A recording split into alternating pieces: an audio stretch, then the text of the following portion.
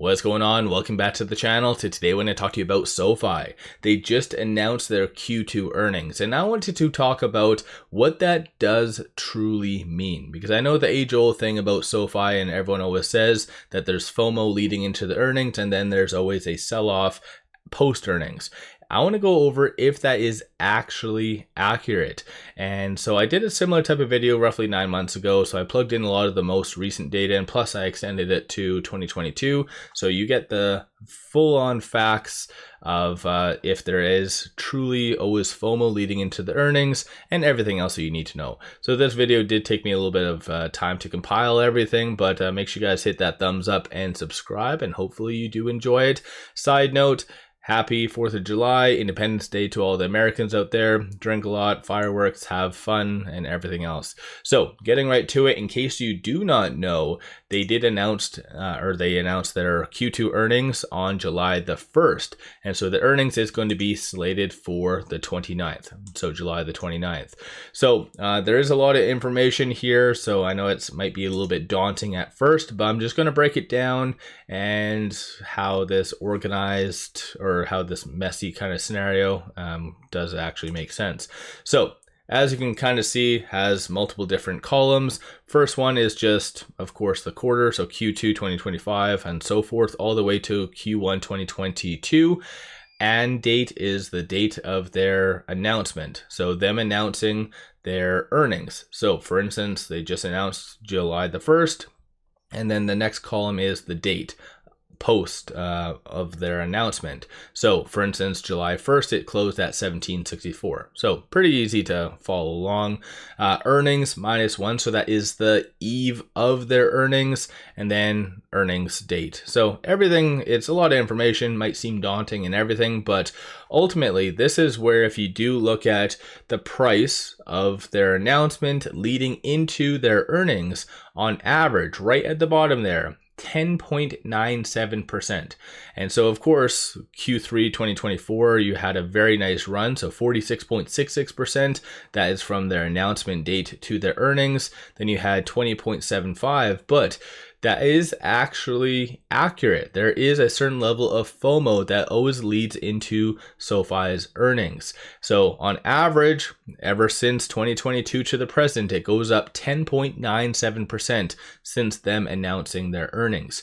So what does that mean for this most recent announcement? Because at the time on July the 1st, it closed at 1764. So ultimately that should put it, if we kind of pull up the handy dandy calculator, roughly around 1957. So again, if history does repeat itself and it goes up that 11%, then going into SoFi's Q2 2025 earnings, SoFi should be roughly around that 1957. So being at a like 52-week high would be pretty kick-ass if you ask me. So that again is something to keep in mind. So I think generally that was more of a common understanding that there's always FOMO, but as you can kind of see where it says earnings -1, so that is the eve of their earnings. So ultimately, the whole age-old thing about post-earnings, SoFi always sells off. Honestly, I actually believe that too, but based on the stats, that is not accurate. Yes, of course, you do have some earnings that goes down like 11%, such as the Q4 2024 and whatever else.